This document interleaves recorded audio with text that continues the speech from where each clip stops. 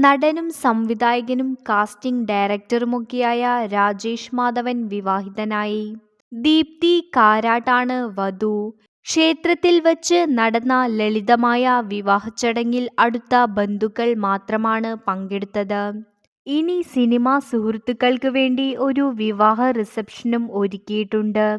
താലികെട്ട് കഴിഞ്ഞ് മാധ്യമങ്ങളോട് പ്രതികരിക്കുന്ന സമയത്ത് എല്ലാവർക്കും രാജേഷ് മാധവൻ നന്ദി പറഞ്ഞു. കെട്ട് കഴിഞ്ഞു, പരിപാടി കഴിഞ്ഞു, താങ്ക് യു ഗൈസ് എന്നായിരുന്നു രാജേഷിന്റെ പ്രതികരണം. താൻ കേസുകൊട് എന്ന ചിത്രത്തിന്റെ ലൊക്കേഷനിൽ വെച്ചാണ് രാജേഷ് മാധവനും ദീപ്തിയും കണ്ടുമുട്ടിയതും സുഹൃത്തുക്കളായതും. അത് പ്രണയത്തിലേക്ക് മാറുകയായിരുന്നു. ചിത്രത്തിൽ വളരെ പ്രധാനപ്പെട്ട ഒരു റോൾ രാജേഷ് ചെയ്തിട്ടുണ്ട്.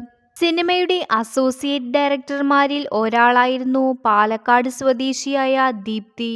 കാസർഗോഡ് സ്വദേശിയാണ് രാജേഷ് മാധവൻ. സുരേഷിന്റെയും സുമലതയുടെയും ഹൃദയഹാരിയായ പ്രണയകഥ എന്ന സിനിമയ്ക്ക് ശേഷമാണ് രാജേഷ് മാധവ് പ്രണയത്തിലാണ് എന്ന വാർത്ത വന്നത്. ആ ചിത്രത്തിലെ നായികയാണ് വധു എന്ന് ആദ്യം എല്ലാവരും തെറ്റിദ്ധരിച്ചു. എന്നാൽ പിന്നീട് ദീപ്തിയെ രാജേഷ് തന്നെ സിനിമാ പ്രൊമോഷനിടയിൽ പരിചയപ്പെടുത്തുകയായിരുന്നു. മാസങ്ങൾക്ക് മുൻപ് നടന്ന വിവാഹ നിശ്ചയത്തിന്റെ വിശേഷവും സോഷ്യൽ മീഡിയയിലൂടെ ദീപ്തിയും രാജേഷും പങ്കുവച്ചിട്ടുണ്ട്.